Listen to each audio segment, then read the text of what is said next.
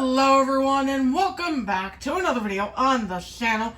And in today's video, we'll be taking a look at the brand new 2021 release of a brand new next gen once more. Will Rush was the last one we took a look at, and that was a while ago. But now it's Fast Fong's time in the spotlight. I know this guy has been long awaited by a lot of people. And we shall see if he lives up to the hype today. So far, he's looking pretty good. But before getting into him himself, let's take a quick look at the packaging. So, first of all, it's your standard typical Desert Horizon affair. His artwork is pretty nice.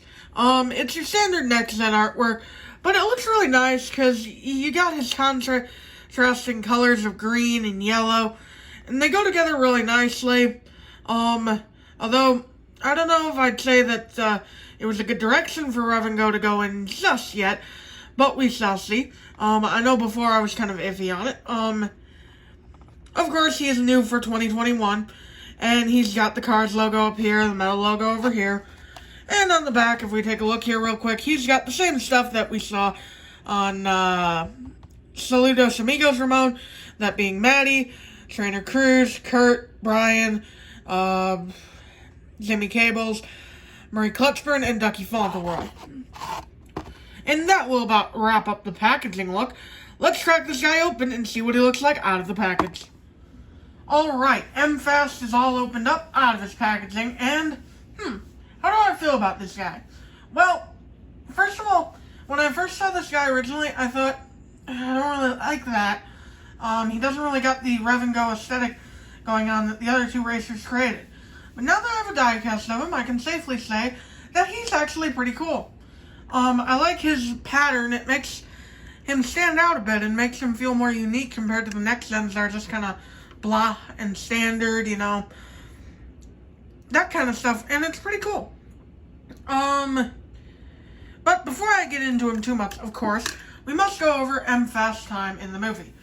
Now, M-Fast didn't appear too much in the movie, but for a background racer who only appeared in one race, he had a better amount of screen time than some, because, you know, Cruz was near the back for half of the race, so M-Fast got some prominent screen time. Well, not half of the race, but you get what I mean. And, yeah, that about does it for that. So let's dive into what the diecast looks like.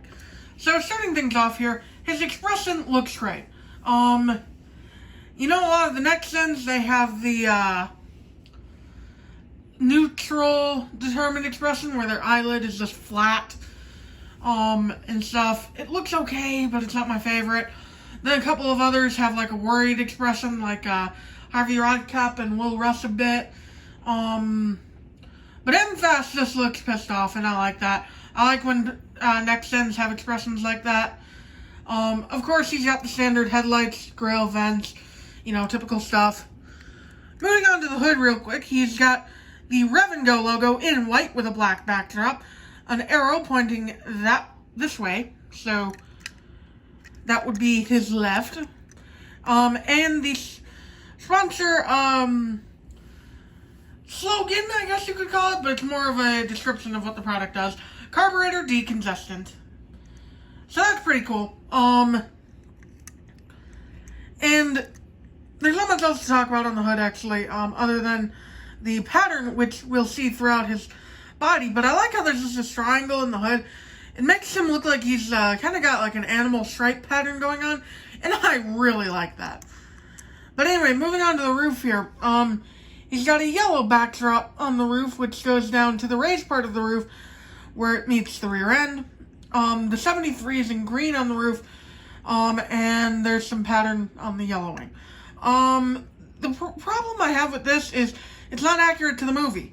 From what I can tell, M-Fast does not have a roof number, so Mattel kind of screwed up by giving him one, but oh well.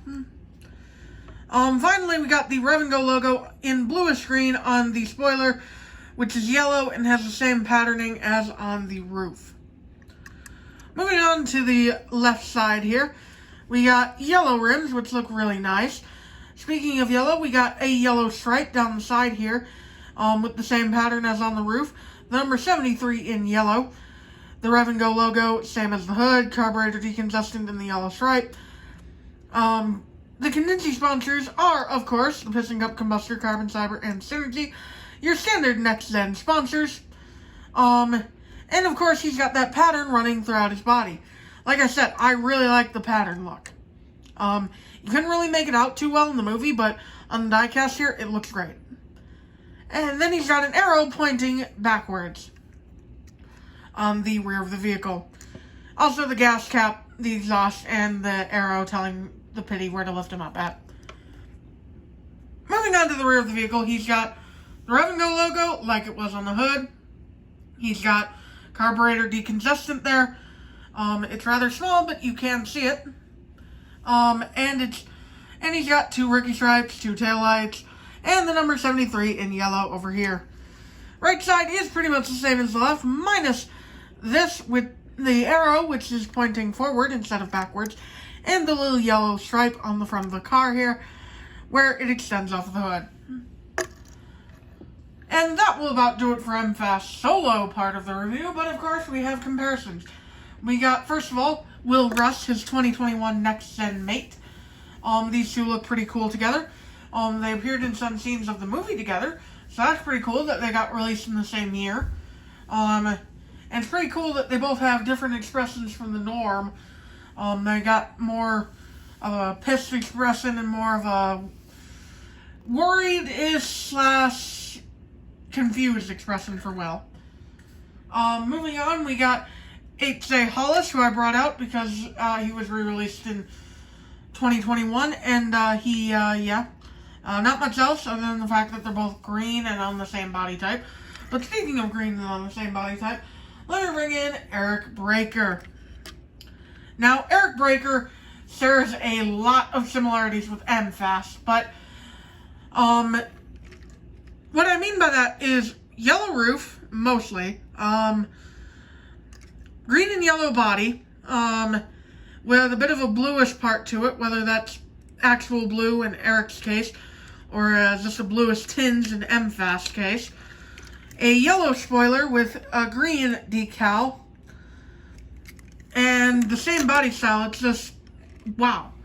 These two are a little too similar for comfort. But personally, and this might shock a lot of you all, and you might disagree with me, but I think MFast is actually a little better looking than Eric, simply for the depth that MFast has. Yeah, Eric's got the synergy pattern on him, or at least it's pretty visible on the Thailand version, but on the China version it's not too visible. Whereas MFast pattern is nice and visible on his only release.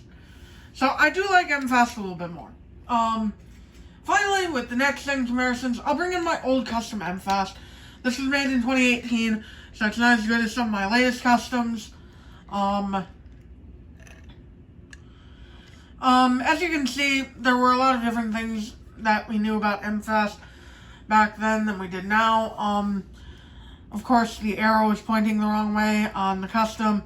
I didn't put any of the decal on the back. And, you know, the roof number's not there, although I'd wager that's more accurate to the movie. But, all in all, the official Mattel release absolutely blows my custom out of the water. As I expected, I'd hope it would. But anyway, to wrap things up, here's MFast with the Cars 3 Rev and Go stock car and Misty Motocross. The entire Rev and Go team is finally complete. Let me know who your favorite is down in the comments below. Personally, it's between MFast or the Cars 3 stock car to me. But Misty's got a lot going for her as well. And yeah, that will about do it for this review, guys. I hope you all enjoyed, and I will see you all in the next video. Bye!